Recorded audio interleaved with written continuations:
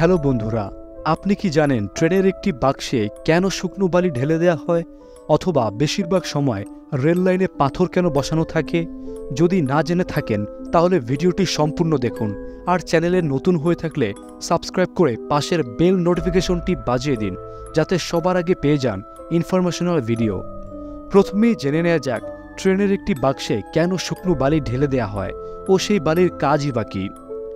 Train চলার সময় ট্রেনের চাকা যদি কোনো কারণে স্লিপ করে থাকে, তাহলে বাক্সে থাকা বালিগুলো অটোমেটিক্যালি ঢালা হয়।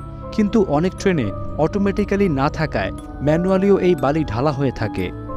রেল লাইন ও ট্রেনের চাকা লোহার তৈরি হয় এবং উভয় খুব মসৃণ হয়, তাই চাকা ও লাইনের মধ্যে ঘর্ষণ বল অনেক কম থাকে, যার কারণে মূলত বালি ঢালা হয়।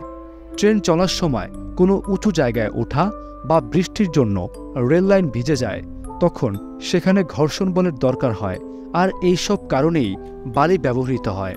বালি ঢালার জন্য ট্রেন চালকের পায়ের কাছে একটা সুইচ থাকে, যেটি চাপলেই বাক্স থেকে পড়তে থাকে বালি। যদি কোনো কারণে এই বালি না ঢালা হয়, তাহলে ট্রেনের চাকা এক জায়গায় দাঁড়িয়ে ঘুরতে থাকবে, এমনকি ঘটতে পারে ভয়াবহ দুর্ঘটনাও। ট্রেন চলার সময় চাকার নিচে বালি ঢালার আরও একটি কারণ হলো ইমার্জেন্সি প্রয়োজনে ট্রেন থামানো। বালি ঢালার পর ঘর্ষণ বল বেড়ে যায়, আর তাই ইমার্জেন্সি অবস্থায় ট্রেন থামানো সহজ হয়। এছাড়াও ট্রেন লাইনে কোনো দুর্ঘটনা এড়াতে বা কোনো পুরনো ট্রেন রেল লাইন থেকে সরাতে ব্যবহৃত হয় এই বালি। এখন প্রশ্ন হলো, রেল লাইনে কেনই বা পাথর বসানো থাকে, আর কেনই বা কাঠের ভীম বসানো থাকে? আপনাদের মধ্যে অনেকেই হয়তো এই বিষয়টি জানেন, আবার অনেকেই হয়তো জানেন না। রেল লাইন তো নিশ্চয়ই দেখেছেন, রেল লাইনের স্লিপারগুলোর মাঝে প্রচুর পরিমাণে পাথর ছিটানো থাকে। এখন প্রশ্ন হলো, পাথরগুলো কি এমনি ছিটানো হয়েছে? না, পাথরগুলো এমনি ছিটানো হয়নি, অথবা রেল লাইন বসানোর পরও এই পাথরগুলো দেয়া হয়নি, বরং পাথরগুলো বসিয়ে রেল লাইন বসানো হয়েছে। যখন ট্রেন চলে তখন চাকার সাথে ধাতব স্লিপারের ঘর্ষণ হতে থাকে। ঘর্ষণে অধিক তাপ উৎপন্ন হওয়ার ফলে রেল লাইন বেঁকে যেতে পারে। রেল লাইন বেঁকে গেলে ঘটতে পারে মারাত্মক দুর্ঘটনা, আর তাই দুর্ঘটনা এড়াতে পাথরগুলো বসানো হয়, যাতে করে স্লিপারগুলো নিজের জায়গা থেকে সরে যেতে না পারে। এছাড়া পাথর দেওয়ার অন্যতম সুবিধা হচ্ছে রেল লাইনগুলোতে আর কোনো আগাছা জন্মায় না, এবং রেল লাইনটা মাটি থেকে কিছুটা উপরে থাকে।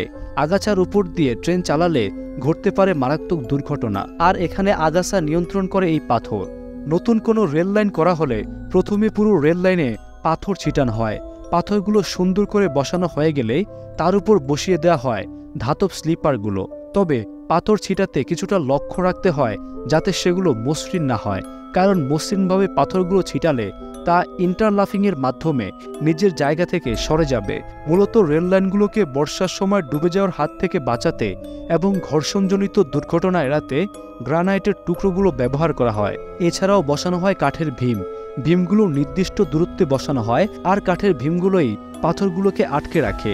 কিন্তু সত্যিকার অর্থে রেল লাইনের মূল ভিত্তি হিসেবে কাজ করে এই পাথর। তো বন্ধুরা, ধন্যবাদ পুরো ভিডিওটি দেখার জন্য, এবং আপনি যদি চ্যানেলে নতুন হয়ে থাকেন তাহলে সাবস্ক্রাইব করে রাখবেন পরবর্তী ইনফরমেশনাল ভিডিওর জন্য, অথবা দেখতে পারেন আমাদের পূর্ববর্তী ভিডিওগুলা, যেখানে রয়েছে আপনার জানা অজানা অনেক প্রশ্নের উত্তর।